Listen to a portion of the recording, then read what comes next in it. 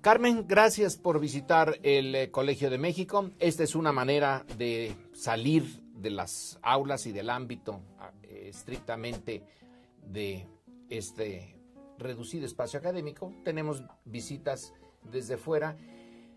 Se te invitó en esta ocasión para que nos presentaras lo que significa el problema político y el problema para el país en su conjunto de haber cerrado tu espacio. No es, la discusión ya no es tanto el espacio mismo que tenías tú en una radio y que era muy escuchado. De repente se cierra y no hay manera de evitar suponer que detrás de ese cierre no se le explica, como dijo el secretario de Gobernación Osorio Chong, como un conflicto entre tú y la empresa en la que te facilitaba hacer el noticiero en las mañanas, sino que hay algo más. ¿Nos puedes decir desde tu perspectiva qué es esa esencia del problema que cierra tu espacio radiofónico? Bueno, primero, Lorenzo, gracias por la invitación. Hace rato que tuvimos el encuentro con parte de la comunidad académica del Colegio de México, cosa que agradezco. Y bueno, venimos de platicar precisamente este asunto y en general del contexto que está viviendo México y de cómo este capítulo está incidiendo o está formando parte de una discusión acerca de nuestras libertades, del alcance que pueda tener efectivamente una acción aniquilante de un espacio de comunicación y cómo nos ha llevado la situación que se ha creado a los periodistas y a mí en lo particular a buscar el amparo de la justicia, que es en donde estamos ahora. Y no es un cliché, es realmente un recurso legal el que hemos presentado, porque me parece y nos parece como equipo de trabajo, porque hay que recordar que fueron sacados del aire 19 personas, además de la titular del espacio, comentaristas como tú, como Denise, como Lorenzo, como Mardonio, como Manuel de Santiago, que también se retiró, bueno, como Jorge Alcocer, también dejaron de estar al aire, aunque su relación con el espacio no fuera todos los días, pero desde luego es una parte fundamental. Y digo porque la batalla que se ha echado a andar tiene que ver con nuestro propósito de hacer lo necesario para que un golpe autoritario, para que un golpe que tiene características dinosauricas de alguna manera en un tiempo en donde no deberíamos ver cosas como estas, se consume. Creemos que es importante que la justicia actúe en función de lo que se ha planteado en el recurso de amparo, alegando que se están afectando nuestras libertades fundamentales de expresión, de libertad editorial, y que un espacio de periodismo crítico pretende ser eliminado.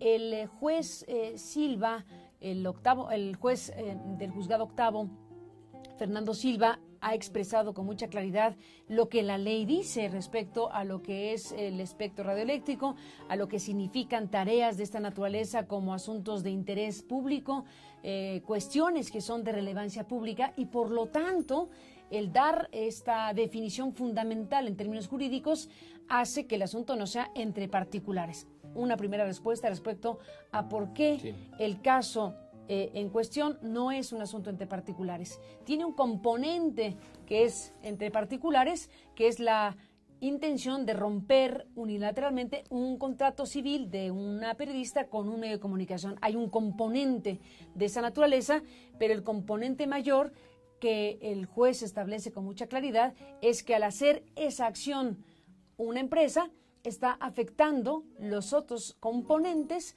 que desde luego son superiores en función de un asunto entre particulares, porque evidentemente las razones que se puedan esgrimir, que hasta el momento no han sido realmente suficientes y que en verdad han creado un conflicto artificial, en todo caso estarían en una lógica distinta que no puede ser superior respecto a lo que ocurre con esa acción en relación a un asunto de interés público. Es un asunto novedoso, propio de la nueva ley de amparo, que permite o que establece que un particular puede buscar amparo por la acción de otro particular si este particular es un concesionario, si este particular es un administrador de un bien público, como es el espectro radioeléctrico y una cadena de radiodifusión.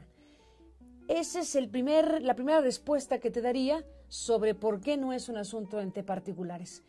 Una segunda respuesta que queda en el aire es que la manera en que ocurrieron las cosas, la dinámica que se estableció irracional en términos empresariales, fue de escalamiento artificial para provocar una ruptura, para generar una situación cuyo propósito único y claro era salir del aire o sacarlos del aire.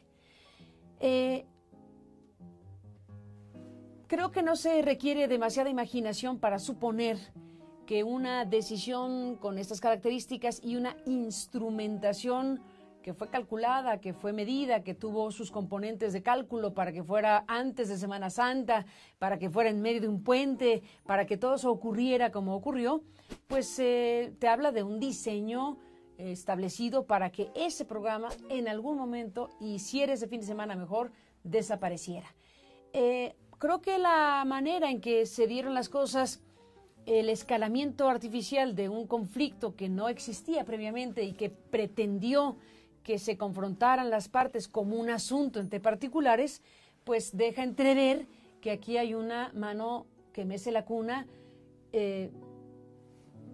y que en todo caso en el análisis uno tiene derecho a plantear. No hay documento que demuestre que hay una intervención gubernamental o política en el asunto.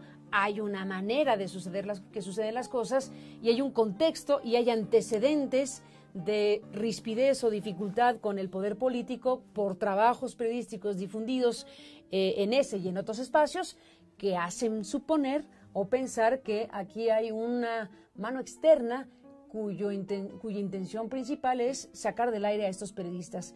En la suma de cosas, Lorenzo, creo que hacen del caso un caso que merece de alguna manera la atención de la sociedad porque van involucradas las actuaciones de los empresarios, las actuaciones de las autoridades, las nuevas realidades jurídicas del país y la necesidad de que quien se ve atropellado en sus derechos tenga manera de salirse a defender. Y nosotros hemos tenido esta decisión y hemos recurrido a esta figura del amparo y han sucedido otras cosas muy importantes como quienes han promovido, tú mismo, amparos individuales que se han convertido en amparos individuales masivos y en otro tipo de amparos, porque lo que ahora está sucediendo es que hay varias iniciativas para poner a prueba el sistema judicial, para evitar que un golpe de esta naturaleza se consume.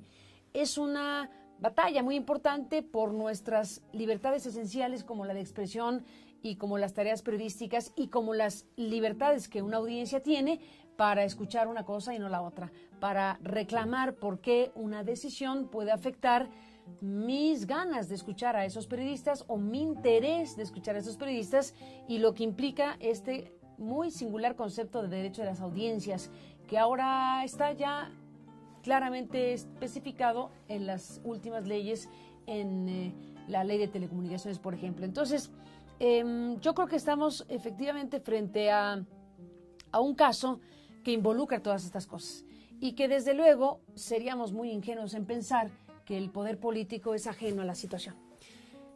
Muy ingenuos porque la historia nos permite señalar que desde el nacimiento mismo de la República, desde el siglo XIX, para no hablar de la colonia, donde la censura era legal, estaba el entramado jurídico hecho para que se pudiera censurar sin que eso violara ninguna regla, pero ya en el México independiente, en el siglo XIX, vaya que sí hubo censura y había leyes de censura que la Constitución daba libertad, pero condicionada de esta y de esta y de esta otra manera. En el siglo XX ya no hay ningún resquicio legal para la censura y sin embargo se ejerce hasta el final del siglo XX como parte del sistema autoritario. Es necesario para ellos controlar el flujo de información, puesto que información es poder,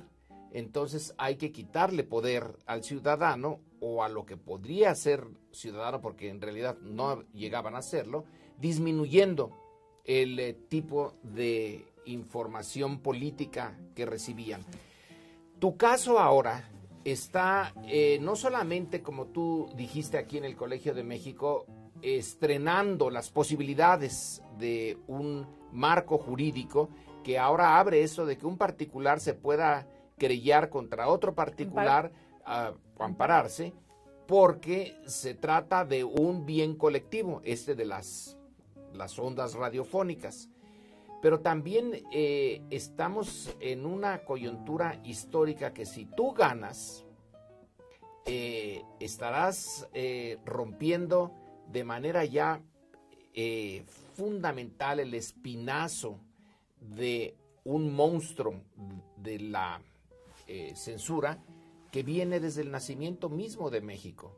Hay algo más allá del momento y de las posibilidades jurídicas. Estás enfrentado, tú eres la punta de lanza, vamos a ponerlo así, porque detrás de ti hay una parte de la sociedad, al menos una parte que te está apoyando, pero es la punta de lanza de abrir por primera vez el cascarón de la censura para ver qué se siente vivir en un México con libertad de expresión. ¿Te parece? ¿Te estás dando cuenta de la dimensión de tu papel histórico? Me parece una desmesura lo que dices en esos términos.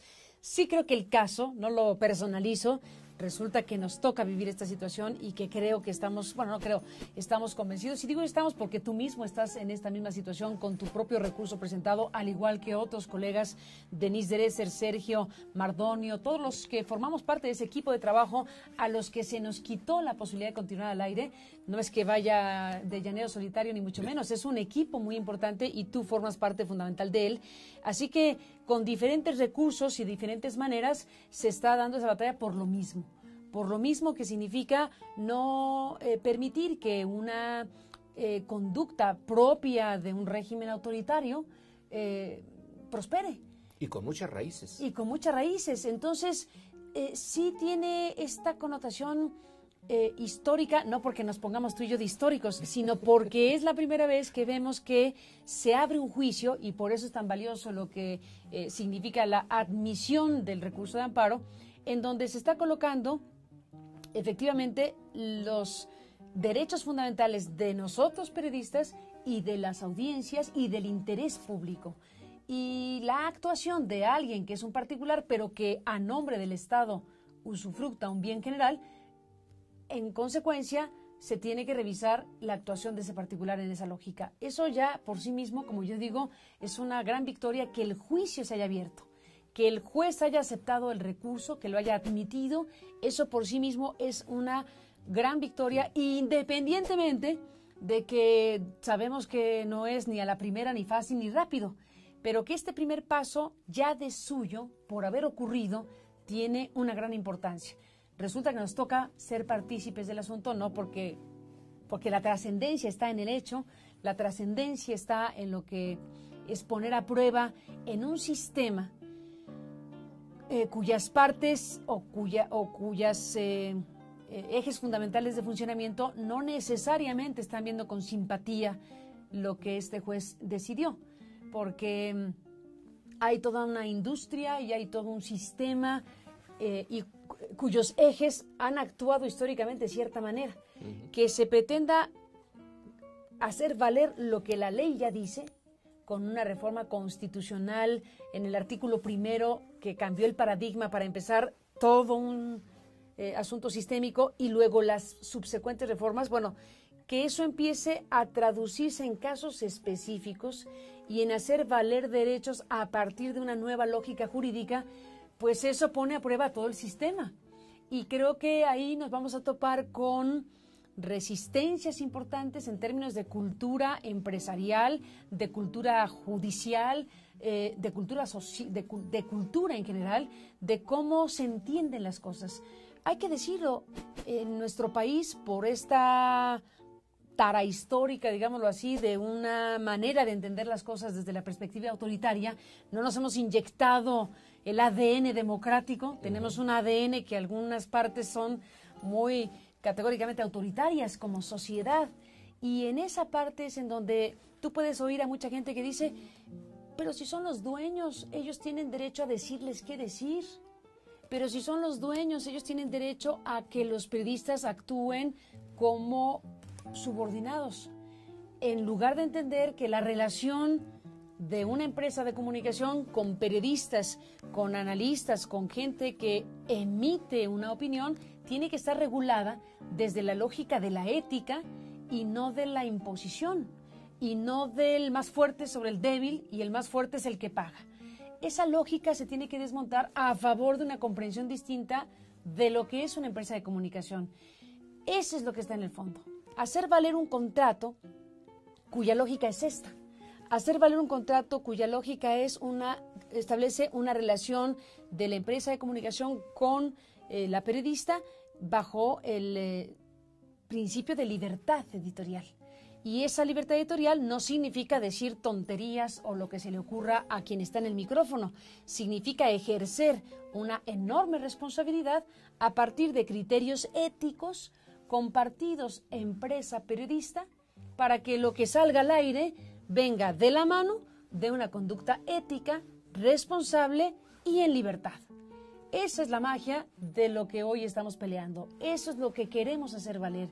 Y si la justicia nos ampara, pues será una gran noticia para nosotros y me parece que para el resto de la sociedad. Yo creo que para México, porque por mucho tiempo fue identificado Estado y gobierno y régimen, eran las tres cosas lo mismo juntas, eran como una santísima trinidad, no santísima, una trinidad y una Déjalo sola cosa verdadera, el poder. Aquí tú estás apelando al Estado en contra de una política del gobierno que disfrazó como una decisión de una empresa, pero en relación a algo que en su esencia es absolutamente político, la libertad de expresión.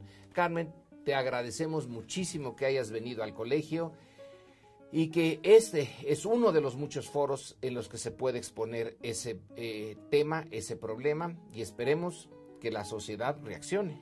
Pues gracias, Lorenzo, con mi aprecio, mi admiración de siempre, mi cariño enorme para ti y por todo lo que significas y haces al Colegio de México. Y bueno, déjame repetir la frase que hace rato comentábamos y que no me canso de repetir porque la creo. Esta es una batalla por las libertades, no me queda la menor duda. Una batalla por nuestra libertad de expresión. Sí. Y también me queda claro que esta batalla en solitario nunca la vamos a ganar. Ha sido fundamental el seguimiento y la participación incluso directa de gente que ha promovido su propio amparo. Ha sido fundamental la atención que se le pueda dar al procesamiento ya en este ámbito judicial de un caso que tiene esas implicaciones. Así que yo agradezco mucho la invitación, agradezco a quienes estuvieron en este magnífico foro y a quienes nos están siguiendo ahora a través de la internet. Saludos y hasta la próxima. Gracias, Lorenzo. Gracias, Carmen.